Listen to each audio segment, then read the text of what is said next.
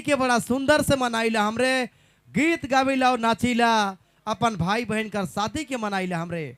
चलो एक और प्यार भरा गीत का साथ कर पाए शुरुआत।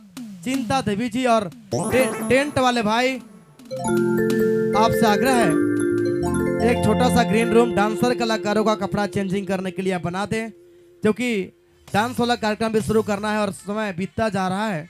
आपसे आग्रह व्यवस्था कर देंगे, टेंट वाले भाई से विशेष आग्रह है। आइए चिंता जी।